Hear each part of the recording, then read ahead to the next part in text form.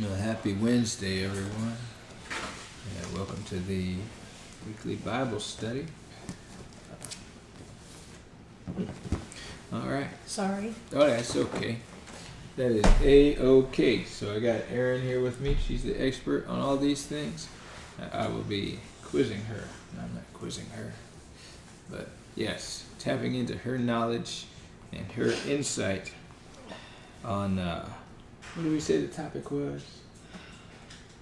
What did you say the topic was? Yes, what did I say the topic was? Consequences. Consequences. Moses in particular. Ah, yes, Moses. Did you not see the little cover for what the Let me see the cover.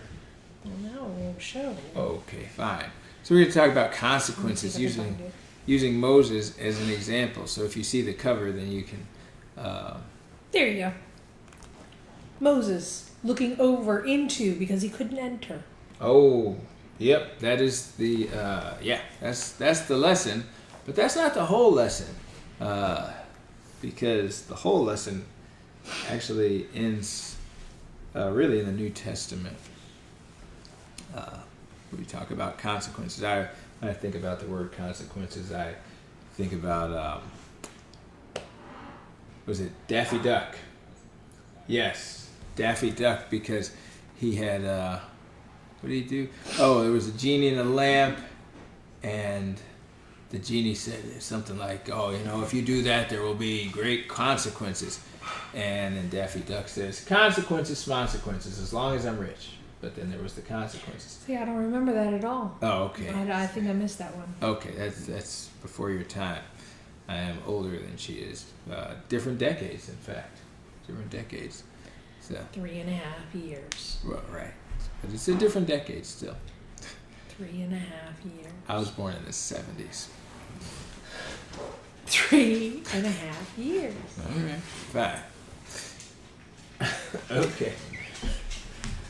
All right, well, let's... by the way, this is normal.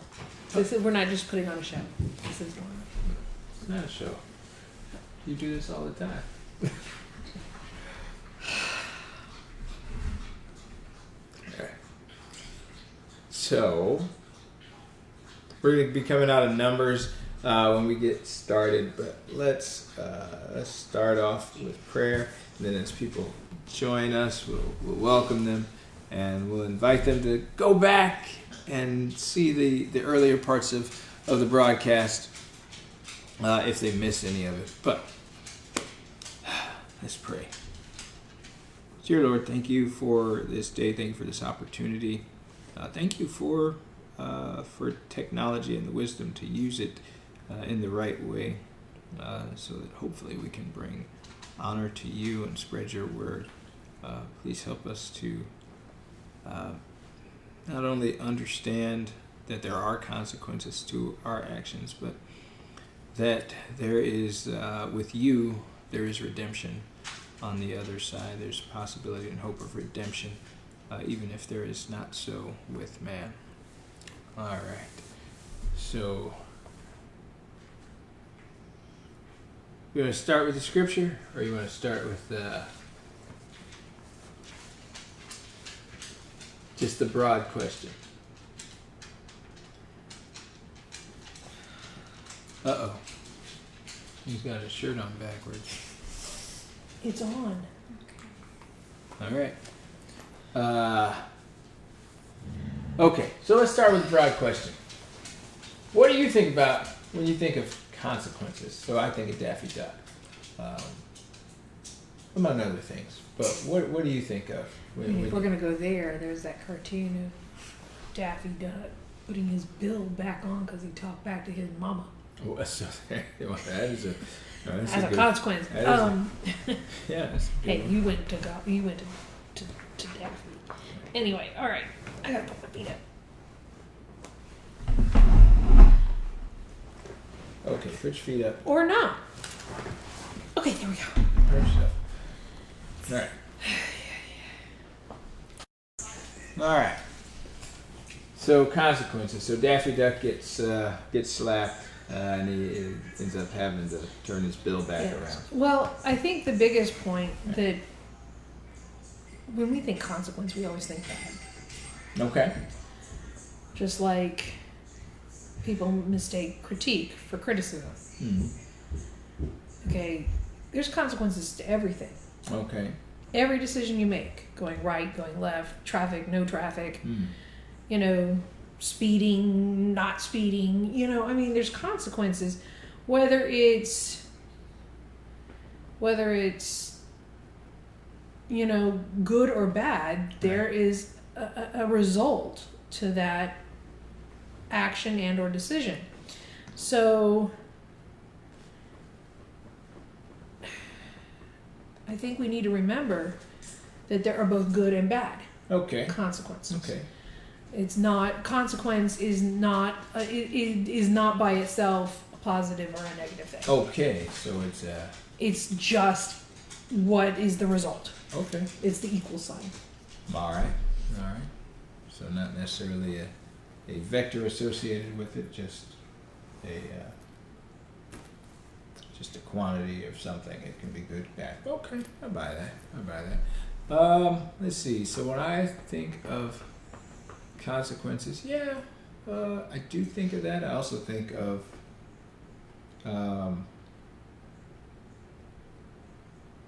just the idea that whatever society you're operating inside of, or whatever construct you're operating inside of, there's a set of rules, and based on that rule set, you have to, if you don't abide by those rules, or like you said, even if you do, there's a result on the other side of whatever action. So, since we're talking about actions in a rule set, we're going to jump into Numbers. Dun, dun, dun. Numbers chapter 20.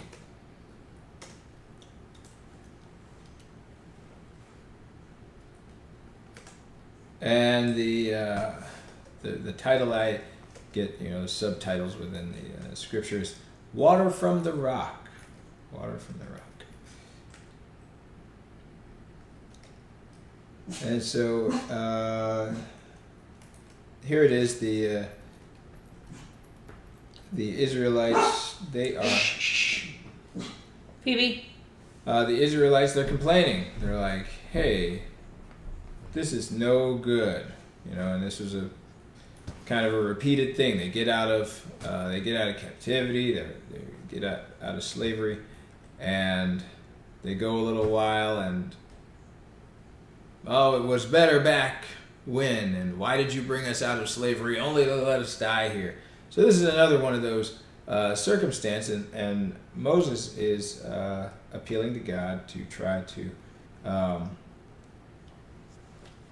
to quell this unrest. So from Numbers chapter 20, I'll start with 2, but the key verses she's already typed in there. I'll just go from 1, that's fine. In the first month, the whole Israelite community arrived at the desert of Zin, and they stayed at Kadesh, where Miriam died and was buried. Now there was no water for the community, and the people gathered in opposition to Moses and Aaron. They quarreled with Moses and said, "If we only had died when our brothers fell dead before the Lord. Why did you bring the Lord's community into this wilderness that we and our livestock should die here? Why did you bring us up out of Egypt to this terrible place?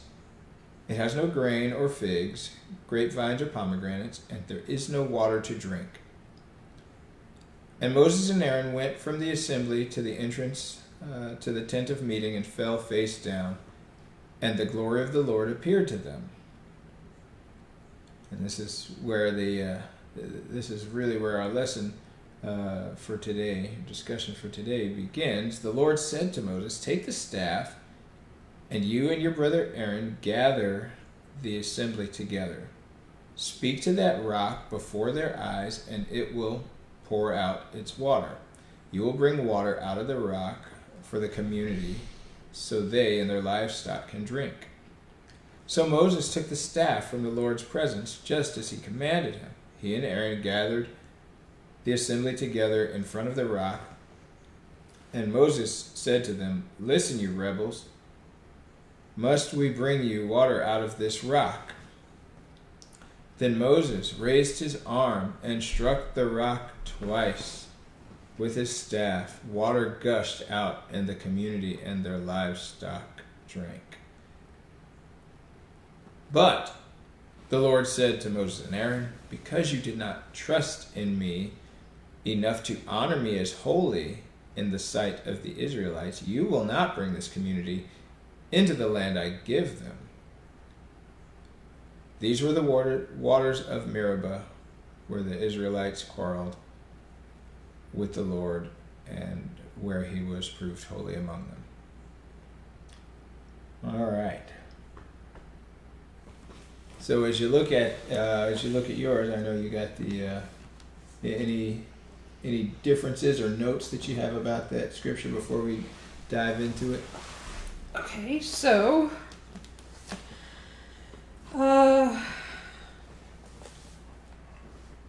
let's see.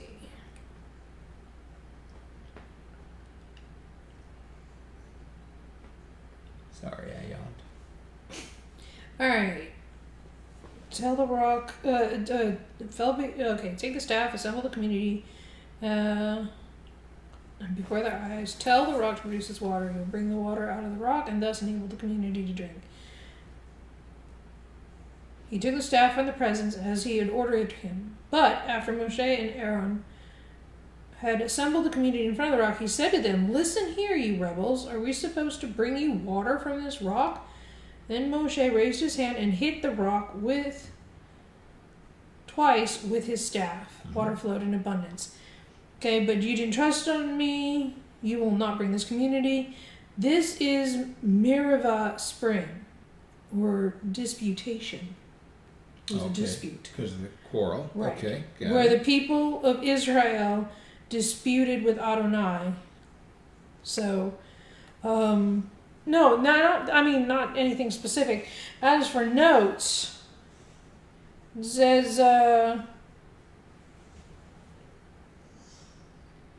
begins with the telling of Miriam's death. Although Miriam was the most significant female of Israel, this account provides no detail to the circumstances surrounding it.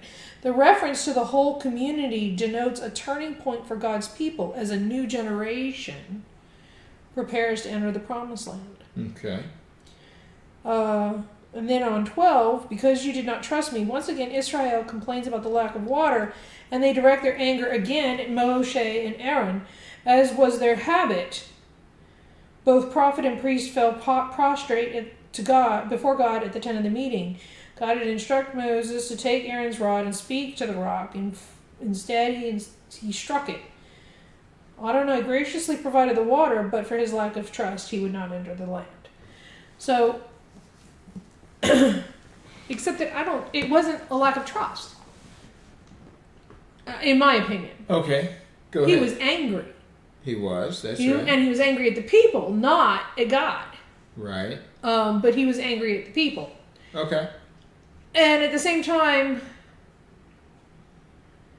I almost think that he had a right to be angry, or at least frustrated. Okay. Because I think that, I remember reading something somewhere, that it had been 10 different times, or this was the 10th time, right, that they moaned and groaned about water in the desert. Right. And that he went forward and brought water from a rock. Right.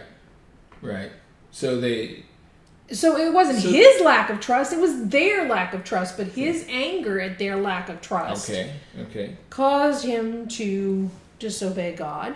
Okay. And because of that, he lost out on the promised land. Right. Okay. So I look at it, I look at it from the there's a couple of different things. So one is the obedience piece. Right. And so obedience is always better than sacrifice. That's right. And so when I look at it from the obedience piece,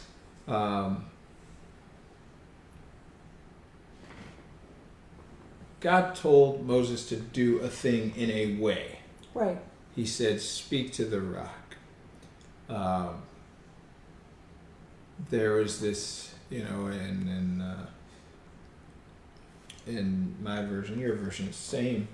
Part of the point of that was that God would get the glory out of this. Right. That it wouldn't be Right. that Moses or Aaron, but specifically Moses, would get the glory. Right. For, and so during that whole discourse that's recorded in Numbers, we don't hear Moses mention God. Right. Right. It says, must he might as well have said, must I, Right. Although, you could make the argument that, early on, God told Moses that,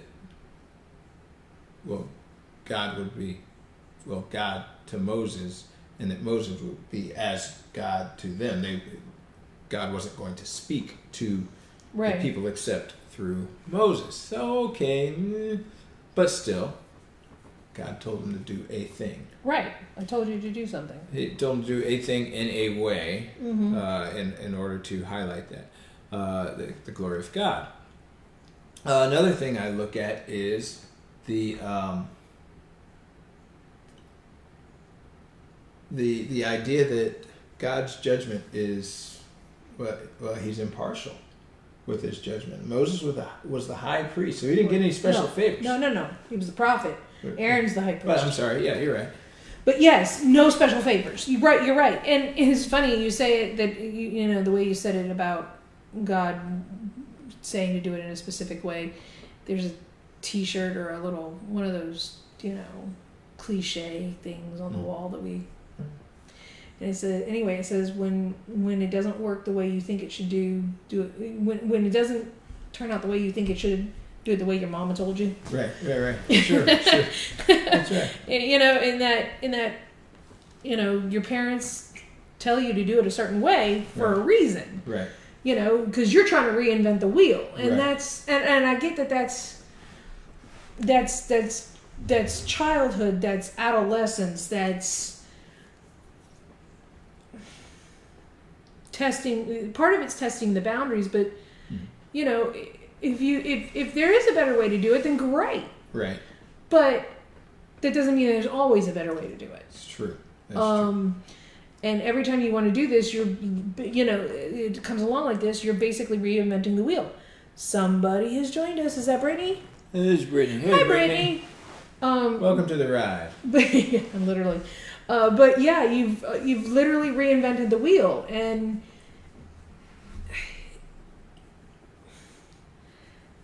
I also agree with you on the point that it was supposed to be so God got the glory. Right. Because Moses is a man, and obviously when he says water come from a rock, right, it's just not going to without right. God's intervention. That's so, that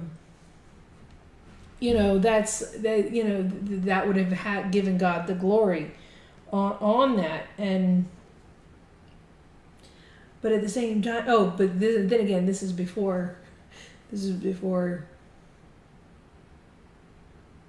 Son of Man living frustration, tossing tables. Well, that's true. Because I mean, yeah.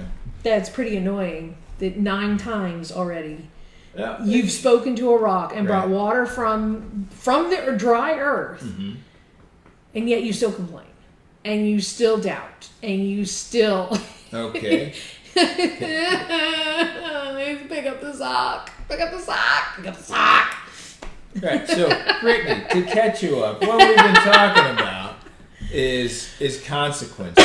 We're in. I'm not sure if it does a pre-post or if you can read the earlier notes, but we're coming out of Numbers chapter 20, specifically 7 through 12. But if you go all the way back to 1, then you get a little more context on it. We talked about how consequences mean that aren't necessarily a good or a bad thing. Mm-hmm. Consequences are just the result, the evil. The result. Okay. You know, 1 + 2 is 3. Oh, yeah, that's true. But sometimes 1 + 1 is 3. That's true. Mommy, daddy, baby. That's true. 3. That is true. But it could be exponentially. Yeah. Yeah. Don't you love my math? Good math. All right. So, he did a lot of math. That's why he finds it funny. A lot of math. So we talked about God being impartial in terms of judgment. So Moses was the prophet, and he didn't do what he was told in the way he was told to do it, and so he witnessed the punishment of not being able to go into the promised land. Interesting math. Yes.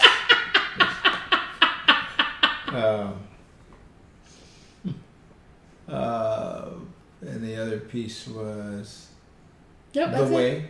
So the way, right? He didn't do it in the way that he was told. He didn't do the way he was told. He didn't do it in the way he was told. Reinventing the wheel, or in some cases reinventing the wheel, but in his case, by doing it the way he did, he took the glory from God. Yeah, but to your point about, doing it the way your mama told you, when I first started cooking, I remember my grandmother cooking, and she would just make these super great cakes, and I would see her sometimes in the kitchen baking, and she would just be like, "Hey, give me that." She's not measuring anything, but she is because she's done the thing so many times that she. And so when I started cooking, I'm just like, "Yeah, put some of that in there, and some of that in there, and some of that in there," and it just turned into an awful mess.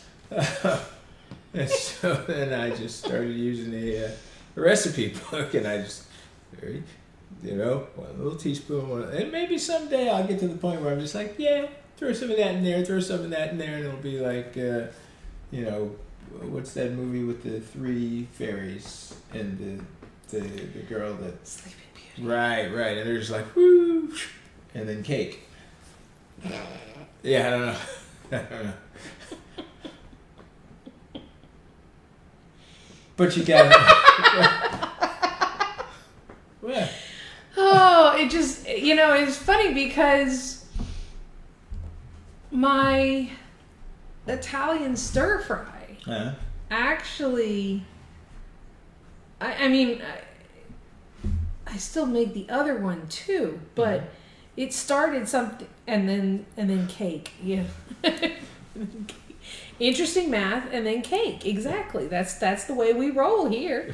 Well, it started with Jamie Oliver's spaghetti with macerated tomatoes, and then I had added a bunch of stuff, and then the next couple of times I made it, I added this or I added that, and then we did this, and then we had that, and then it turned into the quote-unquote Italian stir-fry just because I cooked it in the wok one time. Like I said, I still do that caprese pasta still the way he did it, but I also make that Italian stir-fry. So, not that I reinvented the wheel, but I made it my own at the same time. I added some bling to it. Or as I told one culinary class, add some zhuzh. Make it yours.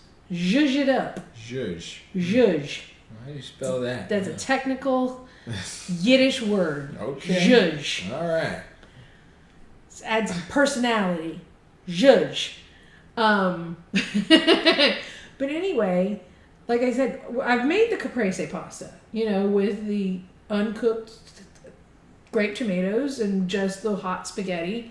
But I've also made that Italian stir fry with the eggplant and the tortellini and all of that stuff. Sure. Pretty good.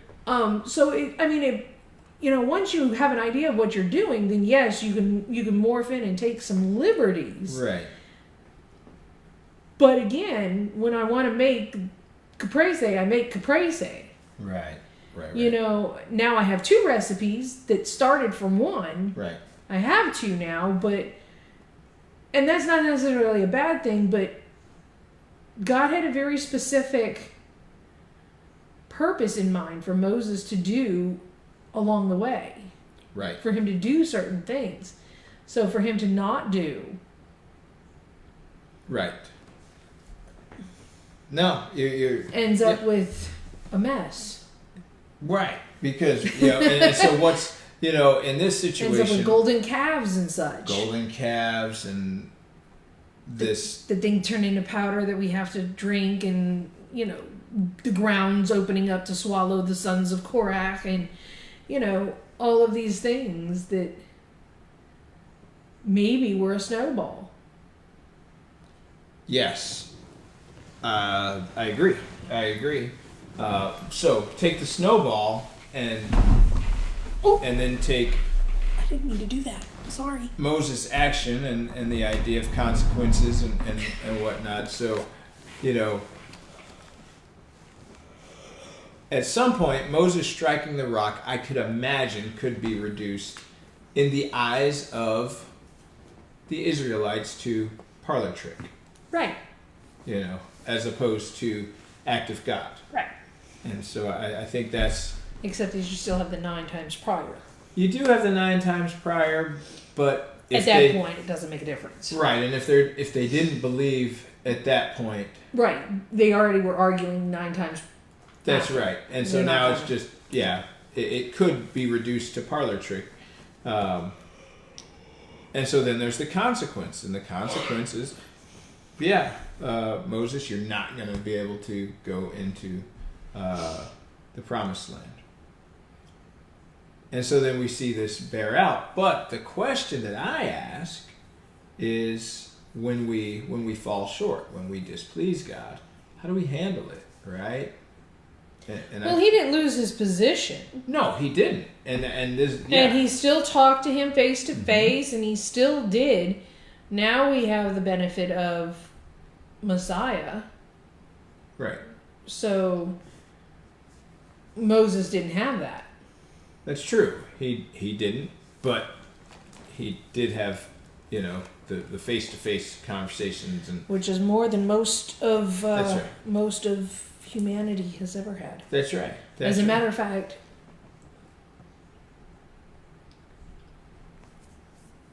he's the only one. Mm-hmm. Yeah. Well, sort of. I mean, there's examples where you could... Abraham, sort of. Right. Isaiah, sort of. But, I mean, with God the Father in particular, right, he's the only one. Mm-hmm. Mm-hmm. And a lot of times you'll see an angel spoke with whoever the prophet was. And, typically that angel, depending on the capitalization and this and that, was actually Christ. Right. Right. But was Christ, not God the Father. That's right. That's right. So we can still go back to, other than maybe Abraham at one point, Moses is the only one, because Jacob even has the argument with the angel. That's right. And wrestles with the angel. That's right. Yes, it's chalked up to, because of our capitals and whatnot, that it was Messiah who was that angel. But Moses is the only one, and even then he didn't actually see God's face either. That's right. Couldn't. Because it was the cleft in the rock, and you basically just see the shadow, and then you could see his back, and that was it. And his feet or whatever, and just so all of that stuff. Right. And we saw the result, the consequence of those those actions was that Moses had to wear a veil. Right. Because he absorbed some of that Shekinah, some of that glory, and if other people looked at him in fear because he was glowing. That's right. Fear and trembling, and so he had to wear a veil, but every time he talked to God, though, that glow renewed itself, which is why Anyway. Well, that's a good lesson in itself. What? For us, every time you talk to God, the glow renews itself, right? You have that conversation, you have that time with God. Get a new candle up in there. Yes. In the new lantern. There you go. Yes. So the question I throw out. We trim the wick. We trim the wick on the lantern that we're not supposed to push the bushel on. So the question that I would throw out for consideration for all of us is, how good are we at handling consequences? How good are we when we get told, hey, I told you to speak to the rock and you struck it, because of that you have this consequence. So what's the answer? If there were prophets walking today, if there were miracles, they would probably be downplayed and we'd never know. Yeah. Or probably. They probably would be chalked up to being insane and put in the funny farm. Right. But all right, so I mean, again, in today's society, in Virginia, it's illegal to put your kid in timeout. Yeah. Yeah. I mean, wait, wow. What? So now, we've gone way past no spanking. The kindergarten teacher, Rachel Klumpke, in Australia. Oh, sure. She was the kindergarten teacher, and she couldn't... Do you think the concept of karma is real? 1 second. She was that kindergarten teacher, and she couldn't tell the kids no.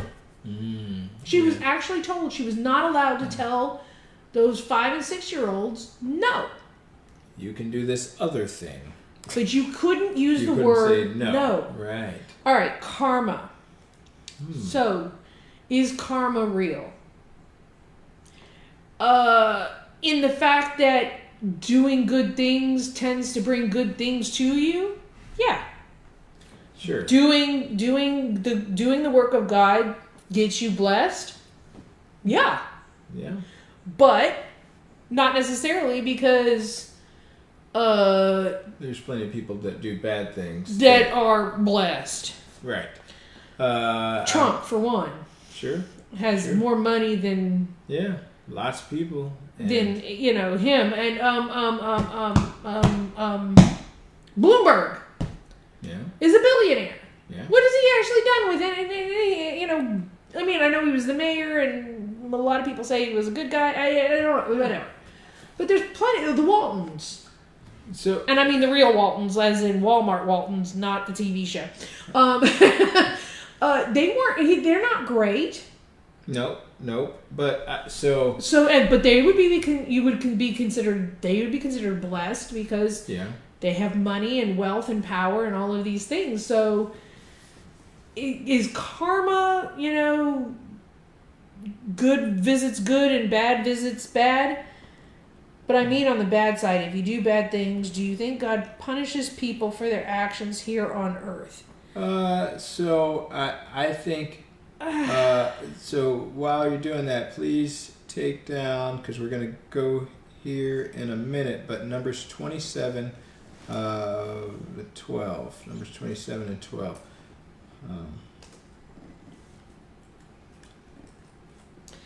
All right, on the bad side. Okay, so there are people on both sides of that argument. For example, Katrina. Otherwise known as consequences. All right. There are people who said that that Hurricane Katrina was a punishment on America or New Orleans, however you want to put it, because of what we allow to happen in the United States and in New Orleans pointedly. And others have said that it actually shows God's mercy.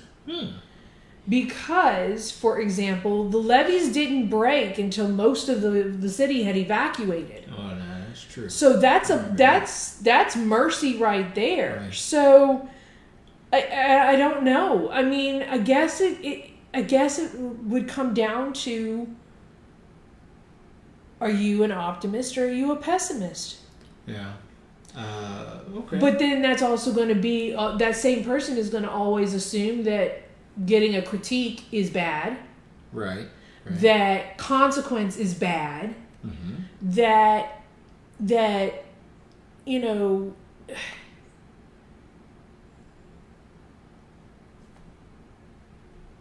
all of those, that pessimist is going to do those things. No, I don't think that God punishes us like that. Because, not like that, no. Because it says over and over, God loves us. It's true. Yes. I'm not saying that he may not discipline. Right. Karma is a secular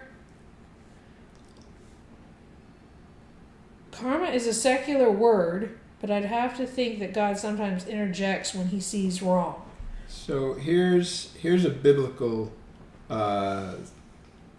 here's a biblical example of karma. Let's go out of the of bad visiting bad?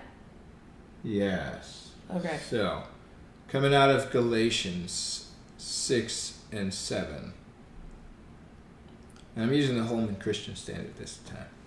I was going to use the King James, but then I would have to have an interpreter. So, do not be deceived. God is not mocked.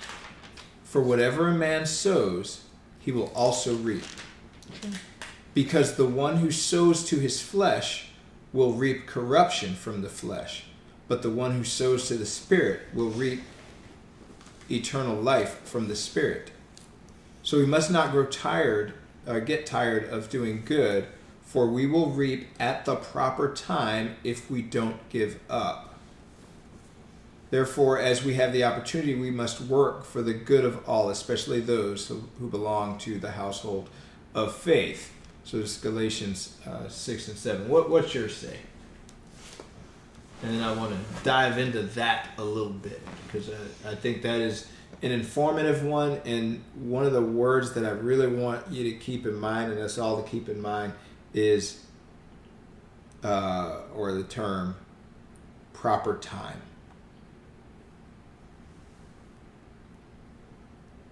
I think King James probably says due season. Okay, so I went back to 6:1 because 10 yeah. up, 10 down. Yeah. And it's talking about. So it says, suppose someone is caught doing something wrong, you who have the Spirit should set him right, but in a spirit of humility, keeping an eye on yourselves so that you won't be tempted too. Right. Bear one another's burdens in this way that you'll be fulfilling the Torah's true meaning, which Messiah upholds. For if anyone thinks that he is something when he is really nothing, he is fooling himself. So let each of you scrutinize your own actions. Then if you do find something to boast about, at least the boasting will be based on what you've actually done and not merely on a judgment that you are better than someone else. Okay. For each person will carry his own load. But whoever is being instructed in the word would share all the good things he has with his instructor. Yeah. Don't delude yourselves. No one makes a fool of God. A person reaps what he sows. Those who keep sowing in the field of their old nature in order to meet its demands will eventually reap ruin. But those who keep sowing into the field of the Spirit will reap from the Spirit everlasting life. So do not grow weary of doing what is good, for if we don't give up, we will in due time reap the harvest. Therefore, as the opportunity arises, let us do what is good to everyone, and especially to the family of those who are trustingly faithful. So let's dive into that a little bit. Based on the question, I think she put another. checking. But it doesn't give a timeline. Right. It doesn't. But it says in due time. In due time, in due season, at the proper time. So, but again, this is one of the things, sort of like for Yom Kippur. You have on Yom Kippur, the night of Yom Kippur, at the not Kol Nidre. Anyway, with the last service, when the doors are locked and the books supposedly get closed, the book of the dead and the book of the life, it's not who's gonna die and who's gonna live. Right. But that's what people like assume that's what that is. Yeah. Okay, so the saying to God be the glory, all of it. Yeah. So, you know, I mean, look at what happened to Job. Mm-hmm. So there are a lot of things that happen, both good and bad, to good and bad people. Yeah. And it's supposed to be all to show God's glory in some way. Yeah. There was a fictional book that I read one time, and all of humanity, each one of us, were a spark. Okay. That's the way the angels referred to us, as sparks. Okay. And how the angels had been told by God that they needed to get this particular spark with that particular spark. And how they had to cause World War II to do it. Yeah. So, I'm not saying Wow. that, you know, this is a fictional book. Yeah. But... Yeah, I hope so. But the thing is that with you or in spite of you, God's mission is going to come to fruition. True. God's glory is going to be shown, whether you're in it with Him or whether you're fighting the current. Right. You're going. Yeah. You're just going to be really tired when you get there because you're going. I think that I'd agree that karma, and it's not really a secular word, although secularism uses it. Karma is actually another holy word is a holy word from another religion. Yeah. Hinduism? I think it's Hindu. Yeah, I think so. Either Hindu or Buddha. That sounds more. Yeah, I think you're right. More Hindu. Yeah.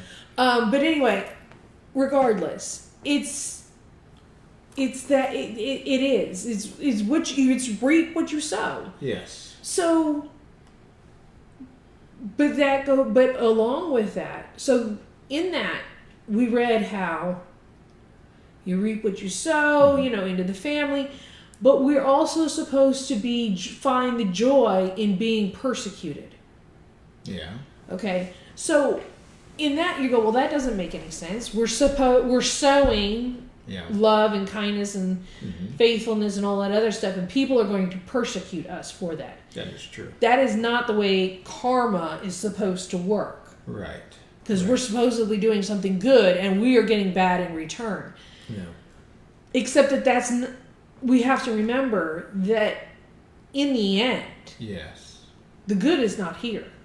Well, that's true. The good is there. Right. Right.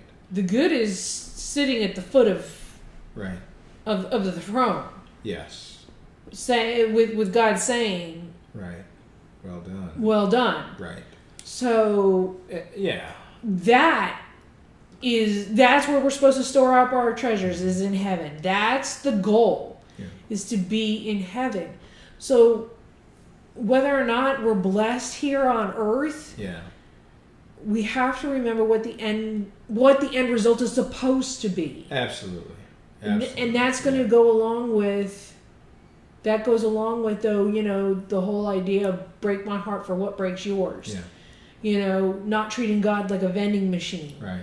And if we have that correct mindset, all of those things will lead us down the narrow path. Right. Right. To the gates of heaven and to the throne of God. So that's where we need to remember our good will be returned with good. Right. Yes. Yes. That's the end result. Right. And I 100% agree. And in that verse, I think the one that speaks to that phrase that speaks to me the most is at the proper time. Right. In season. Yeah. Right. I mean, watching that one, probably a football coach or something, where he says, can you sprint when the distance is unknown? Right. You know, we don't know how long this is going to be. We don't know how long it's going to take for people to get, you know, their just rewards, just desserts, whatever turn of phrase you want to use. But if we take it from a faith perspective, you know, the longer he tarries, the longer he waits until judgment, then the more chances we get to do right. The more chances we get to do right, and maybe even the more chances those people that are doing evil can change. Can absolutely change. And so if we're looking for that carnal reward, that really good feeling that, you know, that person that always bullies you is going to trip on their face or something and fall in a pile of mud or something like that. Okay, that might, you know, there might be some satisfaction to that. However, we should not be clinging to that. Right.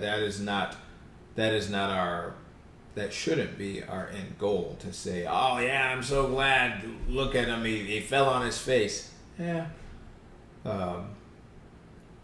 We should be more like the angels that are rejoicing when somebody gets saved, when somebody chooses to do the right thing, and ushering in that moment.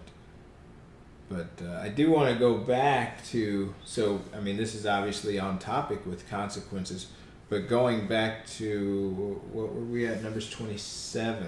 Numbers 27. And this is, to me, this kind of answers the question. So we talked a little bit about other people, but let's talk about ourselves. So how do we respond when we let God down? How do we respond when we strike the rock when we were supposed to speak to it? How do we respond in those kinds of situations? And I think however we respond, I think Moses provides a pretty good example of how we should respond. And we'll get to why in a minute. What did I say in 27:12? 27:12. Adonai said to Moshe, climb this mountain in the Avarim range and look out at the land which I have given the people of Israel. After you have seen it, you too will be gathered to your people, just as Aaron was your brother was gathered. Because in the Zizin desert, when the community was disputing with me, you rebelled against my order to uphold my holiness by means of the water, with them looking on. Yeah. Continuing? Yeah, go a little bit more. Moshe said to Adonai, let Adonai, God of the spirits of all human beings, appoint a man to be over the community, to go out and come in ahead of them and lead them out and shepherd them, so that Adonai's community will not be like sheep without a shepherd. Adonai said, take Yahshua, the son of Nun, a spiritual man, and lay your hand on him. Put him in front of Eleazar the Kohen and the whole community, and commission him in their sight. Delegate to him some of your authority, so the community will obey him. He is to present himself to Eleazar the Kohen, who is to find out by means of the Urim what Adonai's will is for his decisions. Then at his word they will all go out and come in. So God's telling him to go up to the mountain and look at the land, which you're not going to enter. He gets to see it. Exactly. I'm going to see it, but you're not going to get to enter. And you will be gathered to your community before. Yeah. Yeah. And Moses' response is, then let me send somebody with them to lead them. Not, oh, where's me? Right. He doesn't do what some of us would do, and I'm taking my ball and going home. You find somebody. He said he's passing on the responsibility, knowing that they're going to need that leadership and that guidance. he's like, okay, who am I supposed to give this to then? Right. And then 22 says, and this is in this context is pretty powerful. Moses did as the Lord commanded him. Mm-hmm. That's it. Did as the Lord commanded. He took Joshua, put him before Eleazar and the Kohen and the community, laid hands on him, and commissioned him, as Adonai had said. Yeah. No argument, just did it. Yep. And that's and so when we think about how do we respond to consequences, so Moses was told from the time it happened. And so I mean, this is, I want to say it's not right away after, because Aaron dies and so this is not rock. Hit the rock then Joshua. This is like years later. This is years later where Moses. Because remember, that whole generation had to die out. That's right. So but Moses is still leading them faithfully through that whole time, even though he knows I'm not going. He's not going to make it over. But he's still doing the job. But he's still doing the job, right? And so it'd be sort of like in your first month of office as president of the United States, knowing you ain't going to win the next one. Right. But I'm still going to do the job the right way for the next 4 years. That's right. To have to have that legacy, right? That meaningful, impactful legacy, because you could end up being, the byword that's like, and then he abandoned all of Israel, just like Moses did. Think about it. We still use Moses as a major guide on. Yes. And, whether or not that would be the case had he chosen to walk away after the waters of Meribah, I don't know. We don't live in that alternate universe. No, and even if we look at David. Yeah. David didn't do what was right even after he was ordained, yeah. Whereas Saul was really off the chart. Right. And he did pay a penalty. Right. I guess you could say he got punished for what he did, but he did some really nasty stuff. That's true. So, not saying that, killing your lover's husband is not really nasty. Ooh, no, that wasn't the one. We need to go to Matthew, because I want to connect the dots right here. Matthew. No, not that one. And I had it, and There's a lot of chapters in Matthew. Come on. I know there's a lot. Hold on. Let me do the search again. Let's go with Moses, Elijah. With an H at the end. Oh, 17. Why was I looking at 27? Okay, so because we were in Numbers 27. Oh, right. All right, so it's Matthew. So Matthew 17.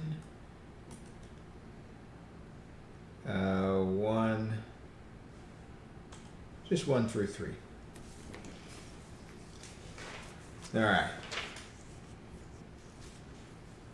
So after 6 days, Jesus took Peter, James, and his brother John and led them up on a high mountain by themselves.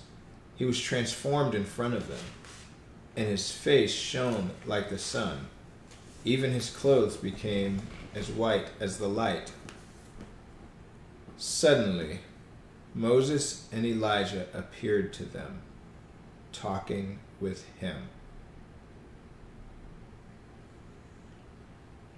So there's these three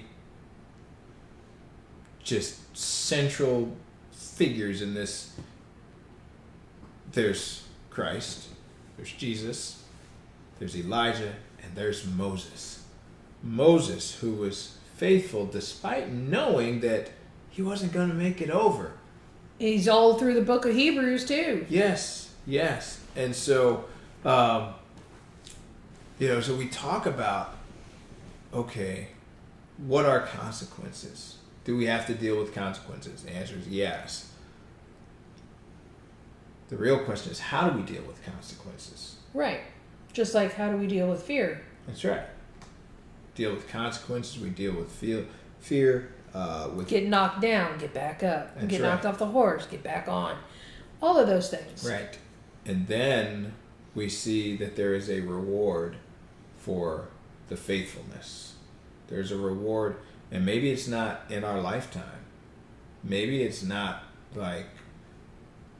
even people, when you get laid low, they're like, oh, it was so great. Maybe it's not that. Maybe it's somebody looks back. I mean, if you think about, even, to use a worldly example, Tesla, right? This brilliant guy, people end up stealing all his inventions, hiding most of them because it would have been horrible for people making money or whatever. But, one of the biggest, non-traditional auto manufacturers is using some of his stuff. And so, Tesla's name is going to live on for a pretty long time. Tesla's name was going to live on anyway. Well, but yeah, he just got revamped. That's all. Right. But yes, but we have to remember and focus on the one. Yeah. I think that trying to do, other than the fact that this is what we're supposed to do. Right. We're supposed to take care of the widows and the orphans. Yes. We're supposed to love our brother. We're supposed to do all of those things. Those are all with the end goal of being at the throne. That's right. That's right. That's it. That's right. That's right. And the, and you kept saying this was the 10th time that he had to deal with these people. The same thing with the water. And for me, the lesson I get from that is it doesn't matter. It doesn't matter what other people are doing wrong. We're going to have to do this with our kids forever? Yes. So it doesn't matter what other people are doing wrong. It doesn't. Yes. Oh. Pick up the sock. Yeah. But yes. So it doesn't matter if it's 9 times, 10 times, however many times. We're supposed to do the right thing because I have a broken heart now. Otherwise, there will be consequences for us. But even if there are those consequences, as long as we continue to be faithful, as long as we, work toward that, that redemption, as long as we cling to Christ as our redemption for everything that we couldn't do right, then there's glory on the other side. So that's what I want to talk about today. The consequence of doing what you're supposed to do on earth. Mm-hmm. The widows, the orphans, you love your neighbor as yourself. The consequence is... Turn the cheek, turn the other cheek. Sitting at the throne. Yeah. Forgiving 70 times, 70 times. Isn't it 70 times 7 or 7 times 70? Not 70, It's 70? not literal. Because if it's literal, then people just quit after you get to whatever number that is. 4, 9, something or others. No, it's not after that many times. Just keep going. Keep going. But I don't want. Well, there's consequences to that. Yeah. Just saying.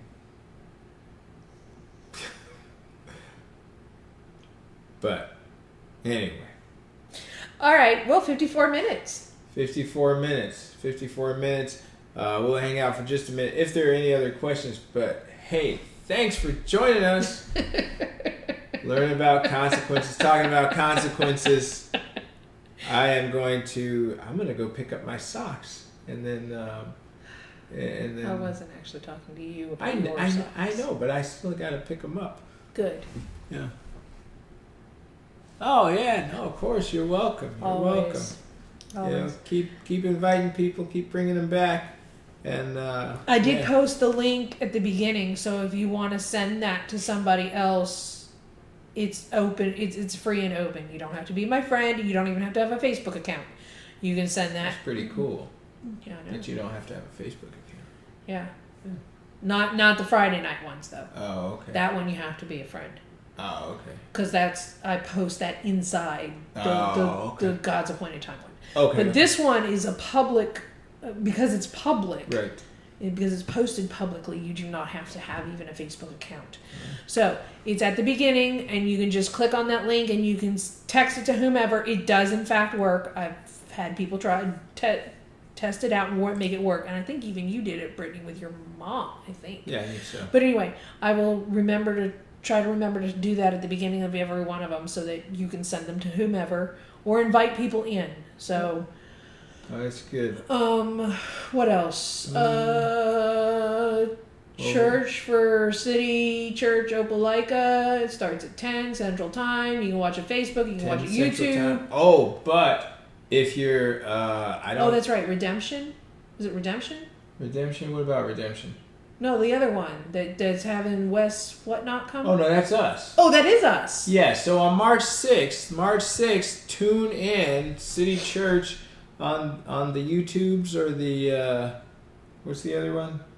The Facebook. Yeah. So tune in there to City Church Opelika, and if you're looking for it, or we'll figure out how to post the link to it. But there's this guy Wes Morgan who's supposed to be really good singer and whatnot, but he'll be speaking on Sunday, March 6th. So dial in if you can. We won't be there. We won't? No. No, we won't. Neither will Jeff. Jeff Parker won't be there either. We'll be in Virginia, house hunting and college shopping. I guess we'll watch it online. I guess so. All right. We'll be on YouTube with the rest of you. Yep. And just be aware that at some point, if the Bible study at the church goes back in person, we may move this to a Tuesday or a Thursday. A different day. A different day. We're going to have to move it to a different day when and if, because we really want to do this in person. Yeah. I mean, not that we don't want to do it with you, right. but we need to do it in person because we need to do. Yeah. We need that. Yeah. But yeah. So just be aware that may happen. That may happen, but for now, next week we're gonna house hunting, apartment hunting, or land hunting. We haven't quite decided this yet. That's true. But yes, the RIP, the orders aren't in yet. No. Okay, so the RIP has come through. He's got an assignment in Virginia, so we have to move in July-ish. Yeah. Yep. So, yeah, I guess apartment hunting. If we're gonna build, maybe we do an apartment that we don't open everything, but we'll see what happens. But yeah, we gotta go. We gotta go do that, and our senior has. No, well, not far from Langley. It's actually at the Defense Contract Management Agency. We're just closer to Richmond. Closer to Richmond, and closer to Richmond, not that far from Williamsburg. Well, it's closer to Richmond than it is Williamsburg. But anyway, Caitlin has applied to William and Mary. She's been accepted to Mary Baldwin and Wingate, which is in North Carolina. So we're going to go do some. Oh, okay. So we're going to do some tours or some drive-throughs while we're there. And we're staying in one of those like sort of resort type things. And so they have a game room. Converted to an Airbnb. Yeah, that they have an Airbnb. So I think it's like a timeshare actually. But anyway, we're going to have some fun along with it. Maybe we'll take a carriage ride through Williamsburg. Fancy. What's fancy? it's a timeshare. It's not fancy. No, I don't think that's what she was talking about. I think she was talking about the schools. Yeah, I mean, it's better schools than I went to, so that's great. I'm proud of her. Super proud. Anyway. So anyway, that's where we're going to be for spring break. So we'll be watching Wes via the internet as well. That's a good point. But anyway, yeah. So, but anyway, yeah, church is up. If you don't go to church regularly now, there's that. William and Mary is amazing. I hope she falls in love with it because that's like her thing. Anyway, like not colonial necessarily or medieval, but that antique-y type era thing. But anyway, so church Sunday. Yeah. We might be moving this depending on whether or not Bible study comes back, but we will keep you up to date on that. Yes. But for next week, we will be here. We will be here. We're not going to leave you hanging. Yeah. Okay? We promise. But anyway, other than that, it's bedtime. It's bedtime. It's bedtime. Picking up sock time, and then I gotta get up because I gotta do PT. I gotta lead PT in the morning. So. Here or there? Over there. Oh, so you got to go there and then you're coming back? Yeah. Have fun. Yeah. That's all right. All right. Anyway. All right. Love you guys. Take care. If you didn't join us on the live, you're welcome. If you didn't join us on the live, we still love you. Yeah, just rewind it. Be kind, rewind, and you can watch it from the beginning. Leave a note so we know whether or not we need to do or change or whatever. Or just something to say, hi, yeah, I watched it. Because that makes us feel better that we know that other people are out there watching it. Cool. Okay? All right. Peace. Get it from me.